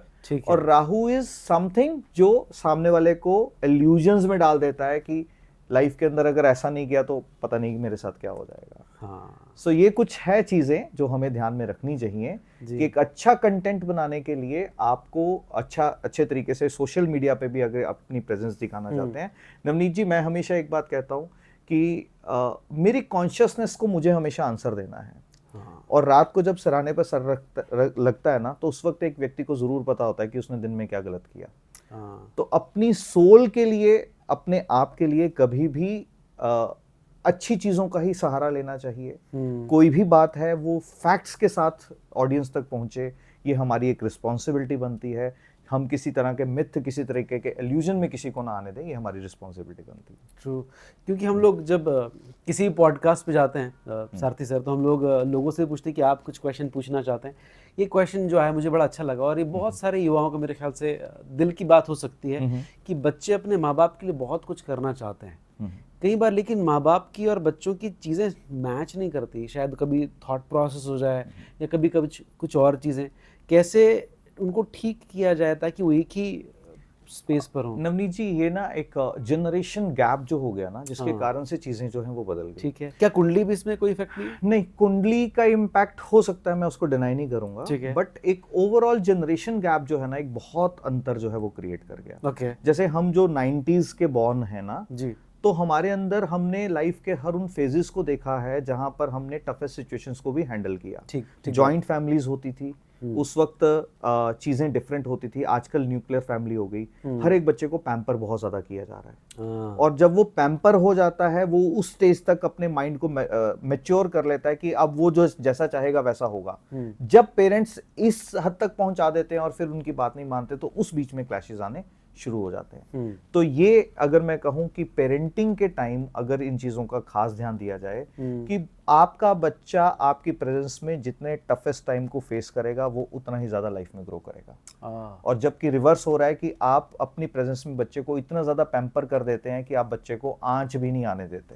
हाँ, और वो बच्चे की लाइफ में अगर फ्यूचर में कभी कोई डिफिकल्ट सिचुएशन आएगी ना आपके बिना, तो वो हैंडल नहीं कर पाएगा। सही कहा। सो दिस इज समथिंग जो एक गैप को ब्रिज करना बहुत इंपॉर्टेंट है, जिसके लिए एस्ट्रोलॉजिकल ऑफ कोर्स कंडीशनिंग जो है वो रहती है, एस्ट्रोलॉजिकल कंडीशंस रहते हैं। वास्तु के दृष्टिकोण से एक दूसरे को अंडरस्टैंड करना बहुत ज्यादा जरूरी है, क्योंकि माइंडसेट डिफरेंट हो गए। इसी को दर्शाता है हमारा शिव परिवार का जो चित्र है जी। शिव परिवार के अंदर अगर हम देखते हैं ना, सबके वाहन अलग अलग हैं। हाँ, गणेश जी का वाहन चूहा, मूषक, शिव जी के गले में सांप, दोनों एक दूसरे को विरोधी, यानी कि सांप चूहे को खा जाता है। और मयूर का जो कार्तिकेय का वाहन है वो मयूर, वो सर्प को खा जाता है जी। माँ की सवारी शेर, शिव जी के पास नंदी जी। सब एक दूसरे के विरुद्ध है, पर फिर भी एक ही परिवार का हिस्सा है। और शिव परिवार ये मैसेज है कि हम अलग अलग माइंडसेट होने के साथ भी क्या एक घर में रह सकते हैं, कैसे रहते हैं, एक दूसरे की अंडरस्टैंडिंग के साथ रहते हैं। तो हिंदू दर्शन के अंदर जितने भी देवी देवताओं को चित्रण किया गया ना, वो एक मैसेज था जो हम मैसेज कभी पिक नहीं कर पाए जी। तो बेटर अंडरस्टैंडिंग के लिए मैं हमेशा कहता हूं कि आपके घर में अगर एक शिव परिवार का चित्र अगर आपके घर के नॉर्थ ईस्ट में लगाया जाए, जो कि ईशान कुंज जहाँ पे वास्तु पुरुष का सर है, तो एक दूसरे की अंडरस्टैंडिंग जो है वो बेटर होनी शुरू हो जाती है। एक दूसरे को समझना, एक मतलब अगर आपका माइंडसेट अलग है, पेरेंट्स का अलग है, तो एक दूसरे के बीच में जो गैप है ना, उसके बीच में जो ब्रिज बनना शुरू हो जाता है, ये हेल्प करता है वास्तु के दृष्टिकोण से। वाह, ये बहुत अच्छी चीज बताई आपने।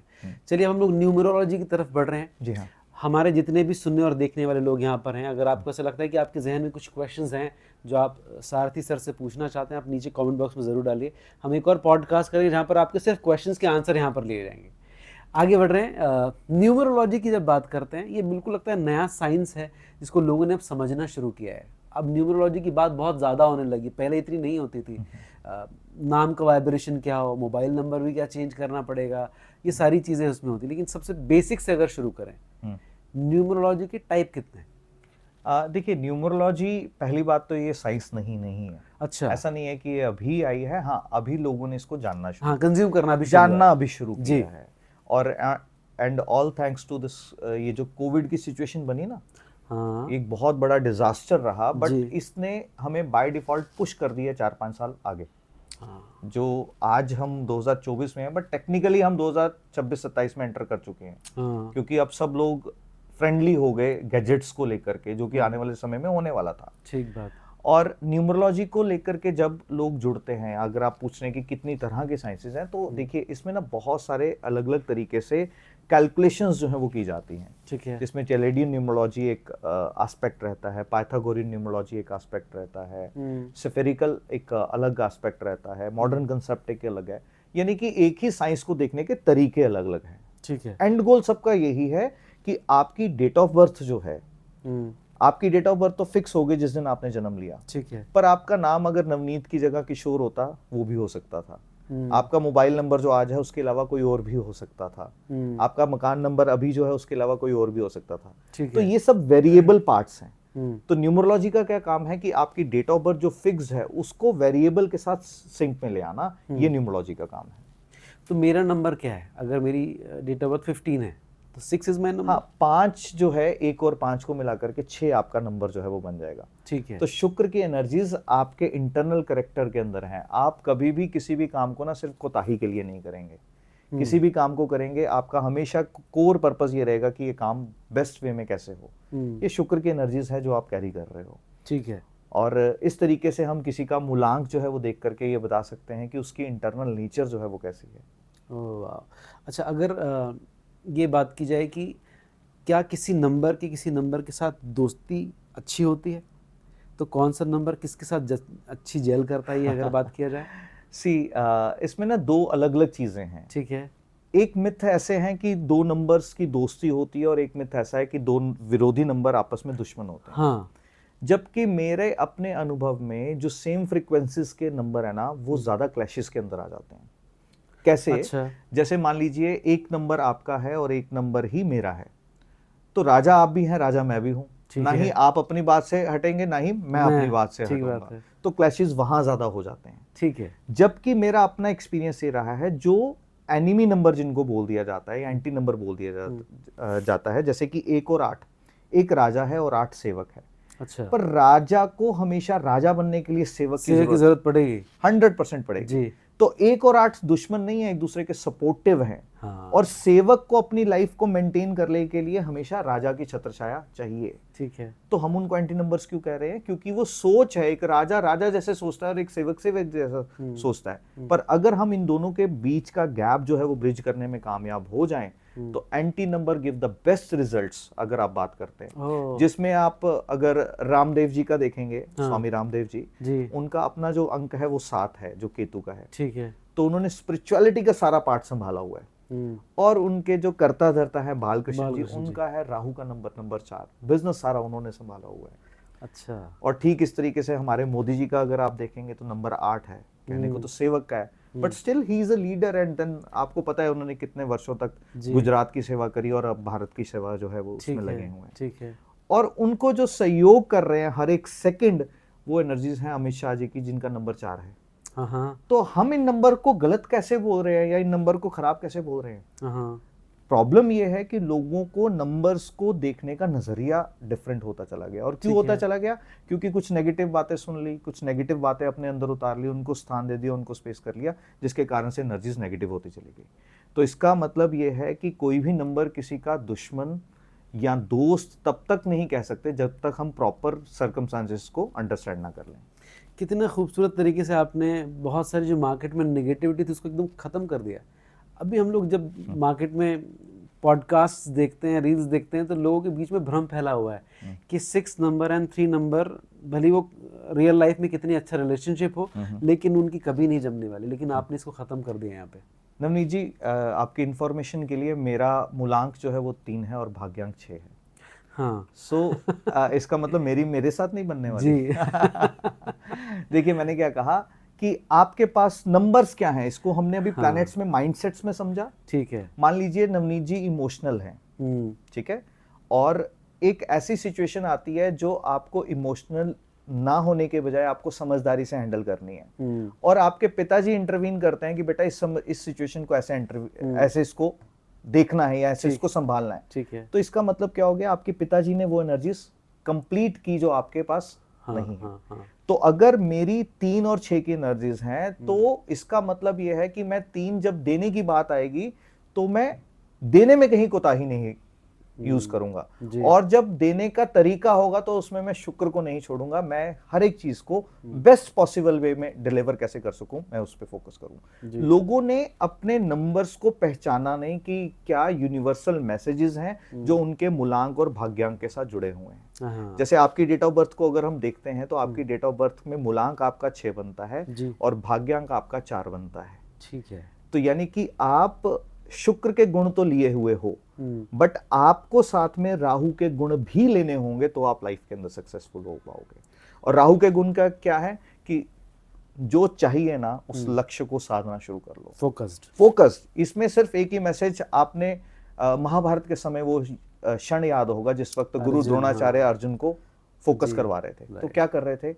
राहु के एनर्जीज को अलाइन कर रहे थे। तो बस जिस दिन आपने अपने लक्ष्य पर फोकस कर लिया, ये सभी मैसेज सभी उन लोगों के लिए जो 4 नंबर से डरते हैं या 4 नंबर जिनका मूलांक या भाग्यांक है, अगर वो अपनी लाइफ के अंदर फोकस हो जाएं। और इसको कैसे फोकस होना है कि जब आप अपने रूम में एंटर करें, अपनी स्पेस में एंटर करें, हर वक्त आपके सामने एक लक्ष्य जो है वो मुझे ये चाहिए, मेरे को ये करना है, कैसे भी करना है, और आपको अपने लक्ष्य के अलावा और कुछ भी ना दिखे, Rahu will give you best results. Super. अच्छा, अगर इसको इस तरह से देखा जाए कि कौन से नंबर सबसे ज्यादा अच्छे माने जाते हैं? जिस तरह से मैं आपसे अभी तक बात कर रहा हूँ, मुझे ऐसा लगता है आपका आंसर ये हो कि सारे नंबर अच्छे होते हैं, क्योंकि आप Yes, of बहुत course. है ना, क्योंकि आप जिस तरह से पॉजिटिविटी स्प्रेड कर रहे हैं ना, बहुत सारे मिथ को आपने क्लियर किया है आज। विषय यह है नवनीत जी कि नंबर के अंदर नेगेटिविटी ढूंढ रहे हैं, वो प्रॉब्लम हमारी है। हाँ नंबर के मैसेजेस मैंने क्या कहा, बस हमें उसको पिक करना है। हाँ अगर हम उसको पिक करने में हम नाकामयाब है तो नेगेटिविटी हमारी है, नंबर्स की नहीं है। हाँ, एक नंबर वही सूर्य का आपको बता रहा है कमिटेड हो जाओ, एंड ऐसे करके हर एक नंबर को हमने डिस्कस किया। ठीक है। तो नंबर नेगेटिव नहीं है। पहली बात, हमें इससे पहले कि हम नेचर को गलत ठहराना शुरू करें, क्योंकि नंबर्स अगर हैं जो यूनिवर्स की फ्रीक्वेंसीज हमसे बात कर रही हैं, वो मैसेजेस दे रही हैं। हम किसी को कल्प्रिट, हम दोषी क्यों मानते हैं? क्योंकि हम वो चीज कर नहीं पाते तो हम सामने वाले के ऊपर ब्लेम करना शुरू कर देते हैं। जी जी। सभी नंबर्स अच्छे हैं, उनकी फ्रीक्वेंसीज को किस तरीके से यूज किया जाए। हाँ, जो नंबर्स मैं कहता हूं कि एस्ट्रोलॉजी की नॉलेज एक न्यूमरोलॉजिस्ट को होना बहुत ज्यादा जरूरी है। तो हम जब कभी भी 4 नंबर की फ्रीक्वेंसीज या 8 नंबर की फ्रीक्वेंसीज पिक करें, तो हमें एस्ट्रोलॉजिकल बैकग्राउंड्स को अगर हम चेक कर लें कि क्या राहु हमारा फोकस लेकर के आ रहा है या फोकस से हटा रहा है, तो हम 4 की फ्रीक्वेंसीज को यूज करें तो ज्यादा बेटर होगा। ठीक है। ठीक वैसे ही 8 की फ्रीक्वेंसीज की शनि क्या हमें मेहनत करा करके आउटकम दे देगा, या हम सिर्फ मेहनत ही करते चले जाएंगे और आउटकम नहीं मिलेगा। तो अगर आपने अपने आचरण के अंदर वो डाल लिया तो फिर आपको 4 और 8 से भी डरने की जरूरत नहीं। ठीक है। और अगर आपने नहीं डाला तो यस ऑफ कोर्स कोई भी नंबर आपको दिक्कत देगा, स्पेसिफिकली 4 और 8 तो देंगे। ठीक है। अच्छा, न्यूमरोलॉजी में सिर्फ नाम मतलब डेट ऑफ बर्थ ही एक चीज है, या फिर नाम का भी वाइब्रेशन का इम्पैक्ट है? उच्चारण का बहुत महत्वपूर्ण रोल जो है वो रहता है। ठीक है।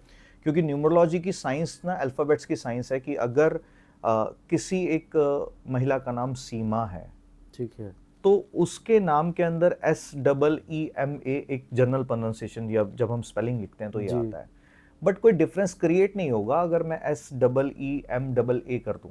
अच्छा, तो नाम की प्रोनाउंसिएशन क्या रहेगी, उच्चारण क्या रह गया, वो सीमा ही रहा। और इसीलिए नाम को ध्यान में रखते हुए जब भी हम किसी के नाम को देखते हैं न्यूमरोलॉजी में, सबसे पहले उनके नाम के अर्थ को देखा जाता है। ठीक बात है। अर्थ क्या है नाम का। जैसे हम नरेंद्र मोदी जी की बात करें जी, 2 शब्दों का मिलन है, नर और इंद्र। नर और राज करने वाला इंद्र। तो उनके नाम के अंदर वो वाइब्रेशंस किसकी जुड़ी हैं, सूर्य की जुड़ी हैं। वर्टिकल कहीं पे भी जाए, उसकी कैलकुलेशंस कहीं पे भी जाए, पर वो किसको बता रहा है, राज करने को बता रहा है। इसलिए वो शनि की एनर्जीज 8 नंबर लेकर के भी क्या कर रहे हैं, राज कर रहे हैं। ठीक बात है। तो नर और इंद्र जब जुड़ गया तो राज साथ में जुड़ रहा है। अब इसका ये मतलब नहीं है कि हर एक विराट कोहली बन गया।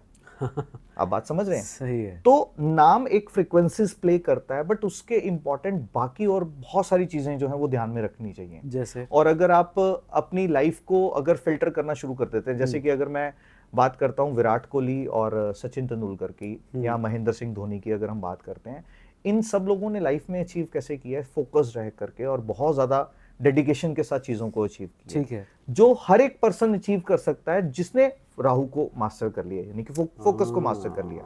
और न्यूमरोलॉजिकल वैल्यूज में अगर आप विराट कोहली और धोनी जी का देखेंगे ना, तो इनका टोटल जब पूरा करेंगे ना डेट ऑफ बर्थ का, दोनों का 33 पे आ जाएगा। अच्छा। तो 33 का अंक जो कि 6 को लेकर के आ रहा है। 6 वाले जो होते हैं बहुत अच्छे फिनिशर्स होते हैं। इनको किसी भी काम को करने के लिए ना बहुत ग्रेस जो है इनको इनके अंदर दिखती है, और किसी भी काम को ये परफेक्ट वे में करना चाहते हैं।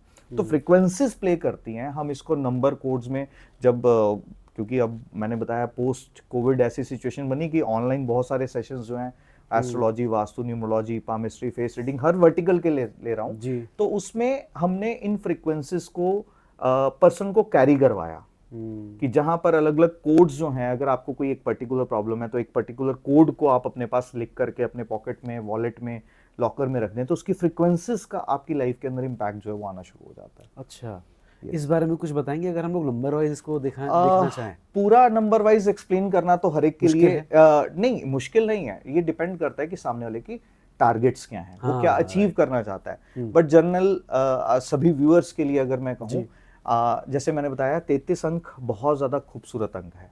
ठीक है। बहुत ज्यादा ब्यूटीफुल अंक है।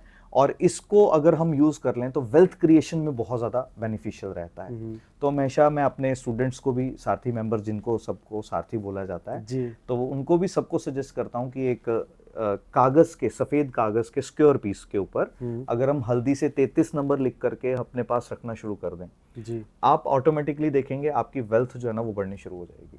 सुपर। अगेन क्या होगा, वो 33 की वाइब्रेशन आपके शुक्र के माइंडसेट को ठीक करेगी। हाँ हाँ, ये बात को नवनीत जी समझना जरूरी है कि हम कोई भी रेमेडी करते हैं ना, उससे हमारा माइंडसेट करेक्ट होता है। हमारे माइंडसेट करेक्ट होने से हमारी लाइफ के डिसीजंस करेक्ट होते हैं। हाँ। और जब डिसीजंस करेक्ट होंगे ऑटोमेटिकली आप जो अचीव करना चाहते हैं कर पाएंगे। तो 33 अंक की फ्रीक्वेंसीज, 3 किसकी है, बृहस्पति की, जुपिटर की। ठीक है। और जुपिटर मिलकर के किसको जन्म दे रहे हैं, शुक्र की एनर्जीज को।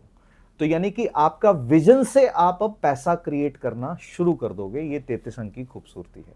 वाह, यस, ऐसे रहता है। ग्रेट। अच्छा, अगर हम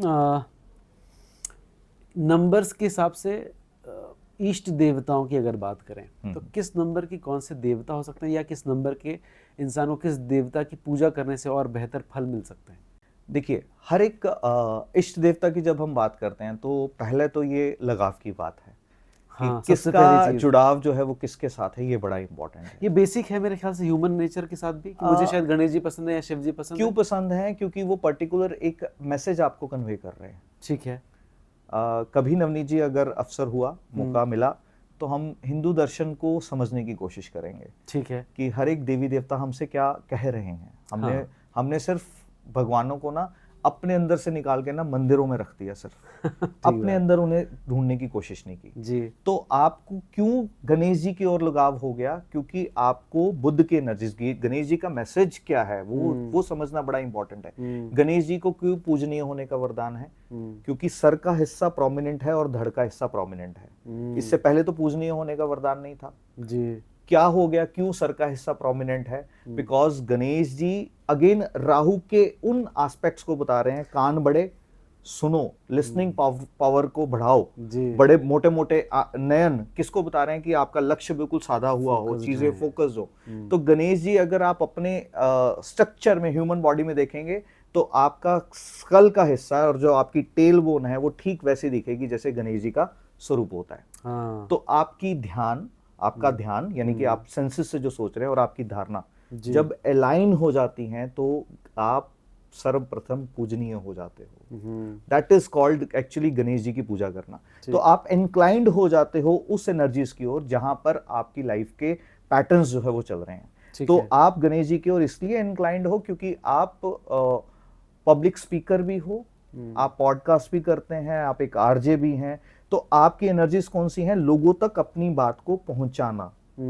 और गणेश जी का स्वरूप जो है वो मरकरी की, बुद्ध की एनर्जीज को बताता है। And Budh is to communicate, अपनी बात को खूबसूरती से किस तरीके से लोगों तक पहुंचाया जा सके, ये एनर्जीज हैं गणेश जी की। और हर एक नंबर की फ्रीक्वेंसीज भी हैं जी।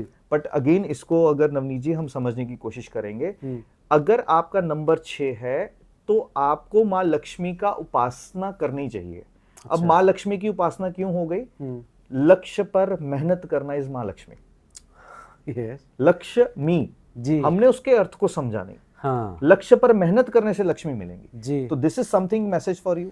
एंड आपका एक और नंबर बनता है जिसको हम नंबर 4 कह रहे हैं जी। 4 कहा गया माँ सरस्वती का नंबर, माँ सरस्वती का नंबर।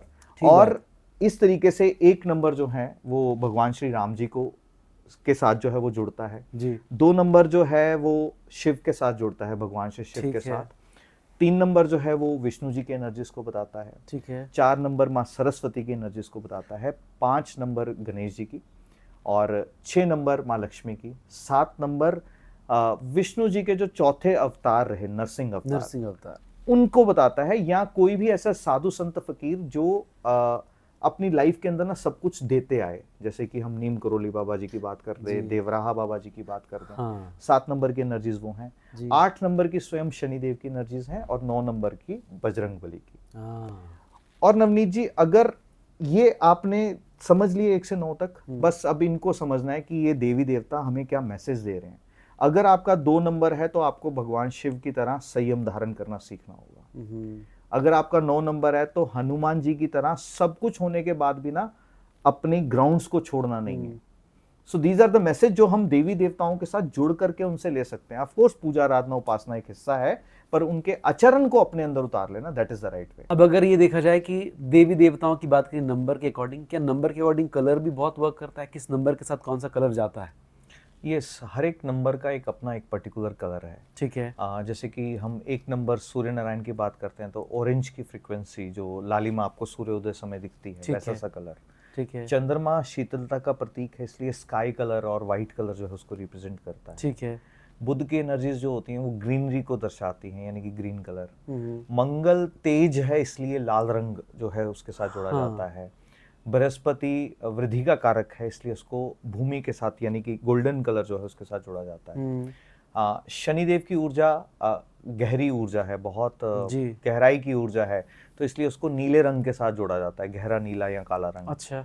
और राहु जो है वो एल्यूजन है, तो एल्यूजन्स जैसे धुएं में क्रिएट होते हैं ना, हमें स्मोक में कुछ दिखता नहीं, तो स्मोकी कलर सारा का सारा राहु का है, इसलिए स्मोकिंग को राहु के साथ भी जोड़ा जाता है जी। और केतु का कलर जो है वो ब्राउन माना जाता है। तो हर एक प्लैनेट के अपने अपने रंग हैं। इन रंगों को भी बहुत खूबसूरती से हम वास्तु के अंदर भी इस्तेमाल में लाते हैं, किसी एक प्लैनेट के इफेक्ट्स को बाईपास करने के लिए, जो हम कर सकते हैं जितना एक एक्सटेंट तक किया जा सकता है। और जर्नल लाइफ में भी अगर आपके एक पर्टिकुलर नंबर की फ्रीक्वेंसी है और आपने वैसे ही वस्त्र धारण किए हैं, वैसे ही मोबाइल फोन का कलर आप यूज कर रहे हैं, या वैसे ही आपके लोगो के अंदर वो रंग दिख रहा है, आपके ब्रांड के अंदर वो अल्फाबेटिकल वैल्यूज दिख रही हैं और कलर्स दिख रहे हैं, ये सारी चीजें बहुत इंपॉर्टेंट रोल प्ले करती हैं। ये बहुत कमाल के कॉन्वर्सेशन जा रहे हैं, इसलिए मैं कुछ बीच में नोट्स भी बना रहा था। इस बीच में आई एम श्योर बहुत सारे लोग ऐसे होंगे जो रेमेडीज़ को और बेहतर तरीके से समझना चाहते हैं, अपनी लाइफ को और आसान करना चाहते हैं, चाहे वो एस्ट्रो से जुड़े हों या फिर न्यूमरोलॉजी से। अगर आप इसको और बेहतर तरीके से समझना चाहते हैं तो एक और नया पॉडकास्ट हम लेकर आएंगे, अगर आप नीचे कमेंट बॉक्स में अपनी इच्छाएं जता देंगे। एक चीज़ आपने शनि का नाम लिया सर, यहाँ पे मैं वही लिख रहा था। शनि को लेकर ये कहा जाता है कि शनि काले कलर को रिप्रेजेंट करते हैं और इसीलिए आपको लाइफ में काले कलर से बचना चाहिए। कितना सही है? पर मैंने तो ब्लैक ही डाला हुआ है, ये इसीलिए मेरे दिमाग में है। आप मेरे पिछले 2 पॉडकास्ट देखेंगे पूरे ब्लैक ड्रेस में है। ठीक है। काले रंग को उन लोगों को बचना चाहिए जो मेहनत करने से डरते हैं। जैसे मैंने बताया कि प्रतीक है, हर एक चीज एक प्रतीक है। मेरी एनर्जीज शनि की हैं, जो शनि की एनर्जीज मुझे देती हैं। ठीक है। हर एक व्यक्ति की एक स्ट्रेंथ होती है, मेरी स्ट्रेंथ मेरा कर्म है, तो मुझे शनि से डरने की जरूरत नहीं है, मुझे काले रंग से डरने की जरूरत नहीं है। जहां तक रही हम कलर्स की फ्रीक्वेंसीज की बात करते हैं, तो एक साइंस अलग से काम करती है जो कि वाइट कलर रिप्रेजेंट करता है, जो एनर्जीज को रिफ्लेक्ट बैक करता है, और काला रंग चीजों को एब्जॉर्ब करता है। तो ये रंगों की साइंस अलग तरीके से भी रोल प्ले करती है, बट हर एक के लिए अलग अलग उसके पैरामीटर्स हैं। देवानंद जी के अगर बैक में जाएंगे तो वो ब्लैक ड्रेसेस ही ज्यादा डालते थे जी। आज भी कई सारे ऐसे बॉलीवुड सेलिब्रिटीज हैं जो ब्लैक में ही ज्यादा जो है आपको दिखेंगे। सो हर एक के लिए प्रॉब्लमेटिक है, ऐसा नहीं है। बट यस, अगर किसी की लाइफ में बहुत ज्यादा डिलेज हो रहे हैं किसी काम को लेकर के, बहुत ज्यादा परेशानियां आ रही हैं, स्ट्रगल्स फेस करनी पड़ रही हैं, उस वक्त के लिए आप अवॉइड करना चाहें बिल्कुल कर सकते हैं जी। इसका ये मतलब नहीं है कि कलर प्रॉब्लमेटिक। मैंने फिर से कहा कि हम अपनी कमियों को कभी प्लैनेट्स के ऊपर उतारते हैं, कभी नंबर्स के ऊपर, कभी कलर्स के ऊपर उतारते हैं, ऐसा है। कभी कभी मोबाइल नंबर्स पर भी उतार देते हैं। मोबाइल नंबर बहुत खूबसूरती से रोल प्ले करते हैं, क्योंकि मोबाइल नंबर आज एक ऐसा जरिया बन गया है कि आज सारा बिजनेस उठ करके कहाँ आ गया, मोबाइल के ऊपर। ठीक है। पहला समय अलग था जिस वक्त एक दुकानदार एक दुकान खोल करके प्रतीक्षा करता था कि लोग उसके पास आए, पर आज सारा काम जो है वो मोबाइल के ऊपर जो है वो चला गया। ठीक बात। तो एक जॉब वाले को सेल्स करनी है तो मोबाइल का यूज करना पड़ रहा है, एक बिजनेसमैन को ऑर्डर देने हैं या कुछ भी काम करना है, सारा मोबाइल के ऊपर उसका जो है वो दारोमदार आ गया जी। तो इस तरीके से मोबाइल की फ्रीक्वेंसीज बहुत इंपॉर्टेंट है नंबर्स के रूप में हम देखते हैं। तो इसी तरीके से अगर आप देखेंगे जो जस्ट डायल की सर्विसेज हैं जब शुरू हुई थी तो उनका नंबर था 888888 करके था नंबर। तो एक समय उनको बंद करना पड़ गया, अब वो 99999 करके है। तो वहाँ 8 की फ्रीक्वेंसीज बहुत ज्यादा होने के कारण से कहीं ना कहीं दिक्कत देगी। इसका मतलब क्या हो गया, बहुत ज्यादा मेहनत कर रहे हो, आउटकम कोई नहीं है। सो हम अगर इन चीजों को बैलेंस करना एक नंबर्स के अंदर, मोबाइल नंबर के अंदर सीख जाते हैं तो बेस्ट आउटकम हम ले सकते हैं अपने मोबाइल में। और वो कैसे ले सकते हैं, अगर सेल्स करोगे सेल्स अच्छी हो जाएंगी, आप बिजनेस करने जा रहे हो, आपकी हर कम्युनिकेशन इन शॉर्ट जो है वो सक्सेसफुल होनी शुरू हो जाएगी। कौन से नंबर मोबाइल नंबर में अवॉइड होने चाहिए? देखिए ऐसा है कि हमें सामने वाले की टारगेट्स को पहले हमें फोकस करना होता है। ठीक बात है। जनरल पैरामीटर्स में अवॉइड किया जाता है कि 8 की फ्रीक्वेंसीज और 4 की फ्रीक्वेंसीज बहुत ज्यादा ना हो। ठीक है। पर अगर एक व्यक्ति को बात करनी ढंग से आती नहीं है, उसको पता ही नहीं है कि कब किस बात को किस तरीके से करना है, तो मैं 4 की फ्रीक्वेंसीज जरूर ऐड करूंगा। अच्छा, एक्सटेंड नहीं ले जाऊंगा, ऐसा नहीं है कि 4 बहुत बार रिपीट होगा, एक बार जरूर ऐड कर दूंगा। तो मुझे कौन से प्लैनेट की frequencies as per the target, मुझे सामने वाले में आउटकम क्या देखना है, उसके अकॉर्डिंगली नंबर को डिजाइन किया जाता है। और फिर इसका सिंक जो है वो एक व्यक्ति की डेट ऑफ बर्थ के साथ भी देखा जाता है। अच्छा, कि क्या इसकी डेट ऑफ बर्थ के साथ वो मैच कर रहा है कि नहीं कर रहा। हाँ, ऐसा रहता है। कितनी सारी चीजें हैं। अच्छा, नाम बदलना क्या सबसे बेसिक तरीका है? नहीं नवनीत जी, मेरा ऐसा मानना है कि नाम हमारा अस्तित्व है, हमारी पहचान है। ठीक है। तो हमारे पास जब कोई क्लाइंट आता है ना, वो 2 कंडीशंस में आता है। या तो एक न्यूबॉर्न बेबी है जिसका नाम रखना है, या कोई ऐसा व्यक्ति जो लाइफ में 30s 40s की एज में जाकर के बहुत स्ट्रगल कर रहा है और उसको ऐसा लगता है कि मुझे अपनी न्यूमरोलॉजी करवानी चाहिए। वो 30 साल 40, जब नए बच्चे की हम बात कर रहे हैं तो उसका तो नया नाम एक अच्छा सा चुन करके रखा जा सकता है जी। बट अगर 30 साल 40 साल की उम्र में कोई एक व्यक्ति आ रहा है जो 30 साल से एक नाम की फ्रीक्वेंसीज को लेकर के चल रहा है, ठीक है, तो हमें जर्नली सीधा ही स्विच नहीं कर देना चाहिए कि नाम के ऊपर हम चले जाएं। पहले बहुत सारे अदर मीडियम्स हैं आपकी कोई भी प्रॉब्लम को सॉर्ट आउट करने के लिए। हाँ, अगर नाम का अर्थ ही गलत है ना, तो मैं हमेशा से कोशिश करता हूं कि तब नाम के अंदर परिवर्तन आ जाए। जैसे कि मैंने एक उदाहरण आपसे दिया कि कोई व्यक्ति है जिसका नाम अंकुश है। तो अंकुश का अर्थ क्या हो गया? It's a stop, it's a full stop. और वो व्यक्ति आकर के वही कंप्लेंट कर रहा है कि I want to grow but मैं ग्रो नहीं कर पा रहा। तो नाम के अंदर अंकुश की वाइब्रेशन अब क्या कर रही है? उसको रोक रही है। अब मैं अंकुश के अंदर जितना मर्जी ए लगा लूं, जितने मर्जी एन लगा दूं, वो अंकुश ही रहेगा।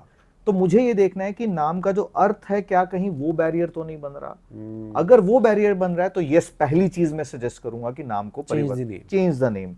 बट अगर नाम की वाइब्रेशन ठीक है तो पहले मैं अदर रेमेडीज पे जाऊंगा बिफोर मैं नाम को छोड़ूं। ये होगा नाम का चेंज करना, बट क्या स्पेलिंग चेंज करना विल वर्क? यस, मैंने कहा कि अल्फाबेटिकल फ्रीक्वेंसीज बदल सकती हैं, बट अगर अर्थ सही नहीं हुआ ना, तो आप जितने मर्जी अल्फाबेटिकल वैल्यूज ऐड कर लीजिए, उसका कोई आउटकम नहीं मिलता। ठीक है।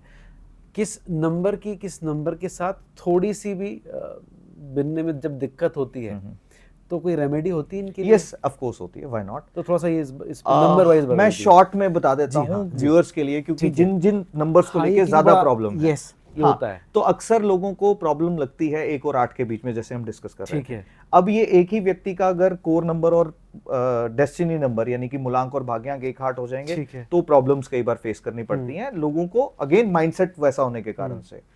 और यही अगर एक हस्बैंड वाइफ का 1 और 8 हो जाता है तो डिफरेंट सिचुएशन बनती है। पर अगर किसी का 1 और 8 है, मैं हमेशा सजेस्ट करता हूं इन लोगों को हमेशा अपने हाथ में अगर ये ग्रीन कलर का बैंड जो है अगर वो धारण कर लेते हैं तो वो फ्रीक्वेंसीज को बैलेंस करने में बहुत ज्यादा हेल्पफुल रहता है। 1 और 8 नंबर को हमेशा ग्रीन कलर का बैंड, और अगर और बेस्ट रिजल्ट देने जाते हैं ग्रीन और येलो कलर का बैंड, दोनों एक बैंड जो बनते हैं वो बना करके अगर आप अपनी राइट कलाई पे डाल लेते हैं तो आपकी फ्रीक्वेंसीज जो होती है ना, इन दोनों के बीच में, माइंडसेट के बीच में एक ब्रिज जो है वो बना देती है। ठीक बात। ठीक वैसे ही 3 और 6 नंबर को प्योरली ग्रीन बैंड, किसी का 3 और 6 है, प्योरली ग्रीन बैंड जो है बहुत ज्यादा हेल्पफुल रहता है। ठीक है। जिनकी 2 और 4 की फ्रीक्वेंसीज रहती हैं कि 2 चंद्रमा है जो शीतल है और 4 राहु है जो बहुत ज्यादा चतुर है, इन दोनों की एनर्जीज को बैलेंस करने के लिए ऑरेंज और येलो कलर का बैंड अगर वो हाथ में धारण कर लेते हैं उनके लिए बहुत अच्छा रहता है। ठीक है। तो ऐसे बहुत सारे नंबर्स हैं, बहुत सारे कॉम्बिनेशंस हैं, वो बाकी चीजें डिसाइड की जाती हैं एक व्यक्ति के सभी पैरामीटर्स को ध्यान में रखते हुए। क्योंकि जब मैं न्यूमरोलॉजी करता हूं तो मैं सिर्फ नंबर्स को नहीं देखता, उसके साथ साथ हर एक प्लैनेट आपके एस्ट्रोलॉजिकल चार्ट में प्रेजेंट है। क्योंकि न्यूमरोलॉजी में तो एक जनरल बिलीफ है कि ये नंबर मेरा मिस हो गया तो प्लैनेट नहीं है, बट फैक्ट ये है कि हर एक प्लैनेट आपकी लाइफ में एक रोल प्ले कर रहा है। आप कौन से एसेंडेंट के हैं, आपका कौन सा सन साइन है, ये बहुत सारी चीजें जो है काउंट करती हैं। एक वर्ड होता है कुआ नंबर, मैंने सुना है। जी हाँ। ये क्या रोल प्ले करता है, क्या जरूरी है? ये हाँ, मैं पर्सनली कुआ नंबर में बिलीव नहीं करता। अच्छा। उसका रीजन ये है कि हर एक व्यक्ति की अपनी स्ट्रेंथ है और हर एक व्यक्ति की अपनी वीकनेसेस हैं। ठीक बात है। हमको बस पिक करते आना चाहिए कि मेरी स्ट्रेंथ क्या है और वीकनेस क्या है। जो मेरी स्ट्रेंथ है वही मेरे लिए लकी नंबर है। हाँ। इसको आप कुआं नंबर निकाल करके कह रहे हैं कि ये आपके लिए लकी नंबर है, बट लकी नंबर मेरी स्ट्रेंथ होनी चाहिए। हाँ। अगर मेरी स्ट्रेंथ मेरे कम्युनिकेशन स्किल्स हैं तो 5 नंबर मेरे लिए मेरा लकी नंबर है। ठीक है। अगर मेरी स्ट्रेंथ मेरे कर्मास हैं कि मैं कर्म करने से कहीं चूकता नहीं हूं तो मंगल और शनि मेरे लिए बेस्ट रिजल्ट्स जो हैं वो देंगे। सो ना ही डेज गलत हैं, जिसको हम कहते हैं कि शुक्र शनिवार का दिन है ये काम मत कीजिए, मंगलवार। हाँ। हम दिनों के अंदर गलतियां निकाल रहे हैं, अपने ऊपर वर्क नहीं कर रहे। प्रॉब्लम यही है। हाँ। ऐसा रहता है। कमाल है।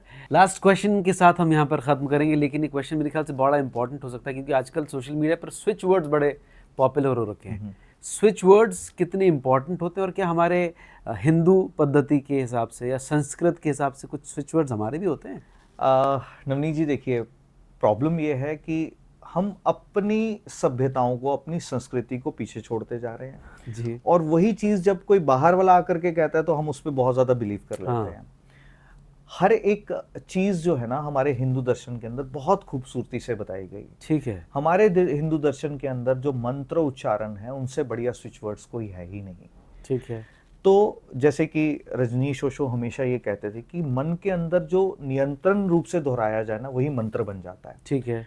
और हम जिस चीज को लाइफ के अंदर मैनिफेस्ट करना चाहते हैं उसी चीजों को हमको क्या करना है, बोलना है, उसको प्रारंभ करना है। हमें कोई एक पर्टिकुलर वर्ड की जरूरत नहीं है। स्विच वर्ड से बेटर ये है कि आप अपने कंठ से यानी कि अपने मुख से क्या चीज निकालें जो बार बार आपके मुख से निकलती जाए और वो मैनिफेस्ट हो जाए। ठीक है। जैसे कि उदाहरण के लिए अगर मैं बात करता हूं, आपने महामृत्युंजय मंत्र के बारे में सुना जी, है जी।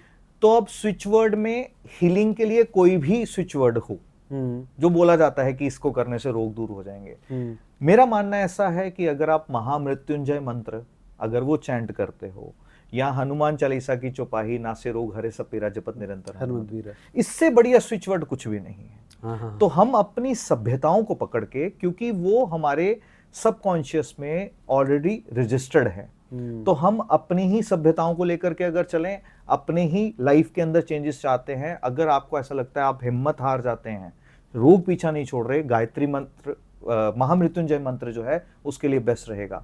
अगर आपको ऐसा लगता है कि बॉडी के अंदर इम्यूनिटी नहीं है, आप जो ग्रो करना चाहते हो ग्रो नहीं कर पा रहे हो, लाइफ के अंदर स्ट्रगल्स आ रही हैं, तो आपके लिए गायत्री मंत्र सबसे उत्तम रहेगा। और माँ लक्ष्मी का आगमन अगर चाहते हो तो श्रीम एक शब्द है जो माँ लक्ष्मी के साथ जो है वो जुड़ा हुआ है, आप उनका उच्चारण अगर करते चले जाते हो ऑटोमेटिकली चीजें जो हैं वो ठीक होती चली जाती हैं। तो स्विच वर्ड का अर्थ मैं अगर दर्शाना चाहूं, जो कि जैसा आपने कहा कि अगर ऑडियंस वापस चाहेगी तो हम एक एक प्रॉब्लम को पकड़ करके उसके स्विच वर्ड हमारी सभ्यता के अकॉर्डिंगली क्या है, जो भी लोग सुनना चाहेंगे, जो उनको परेशानी आ रही है, हम स्पेसिफिकली हर एक प्रॉब्लम से जुड़े हुए प्लैनेट्स की रेमेडीज, क्योंकि बहुत सारे प्रश्न अभी आपके छूट भी गए जिसमें आप ये कह रहे हो कि जैसे काल सर्प दोष है जी, लोग उससे डरे हुए हैं, मंगल दोष क्या है, हाँ योग क्यों काम नहीं कर रहे, या कौन सी ऐसी लाइफ के अंदर प्लैनेट्स जो है प्रॉब्लम कर रहे हैं या नंबर्स प्रॉब्लम कर रहे हैं, स्पेसिफिक हम उस पे बात करेंगे। बट जर्नल एक छोटी सी बात है कि अपनी सभ्यता को पकड़ के रखिए, अपने रूट्स के साथ जुड़े रहिए। हर एक वर्ड आपकी लाइफ के अंदर मैनिफेस्ट होता है और सिर्फ आपको क्या देखना है कि आपके अंदर वो बार बार दोहराता चला जाए, वो मंत्र आपके अंदर उतर जाए। क्या बात है। आज की इस पॉडकास्ट में जो सबसे खूबसूरत चीज़ मुझे लगी सारथी जी, वो ये थी कि आपने सोसाइटी में जो इतने सारे मिथ थे, नेगेटिविटी थी, उनको पूरी तरह से ख़त्म कर दिया। जो मार्केट में आज की तारीख में कहा जा रहा है कि इससे ये बचें, उससे वो बचें, तो बचने से अच्छा है या किसी और पर प्रत्यारोप करने से बेहतर है पहले हम अपने आप को जांचें और उसके बाद किसी और पर उंगली उठाएं। तो थैंक यू वेरी मच इस पॉडकास्ट में आने के लिए। आपके साथ बहुत बहुत शुक्रिया नवनीत जी, बहुत अच्छा लगा। थैंक यू, धन्यवाद, थैंक यू।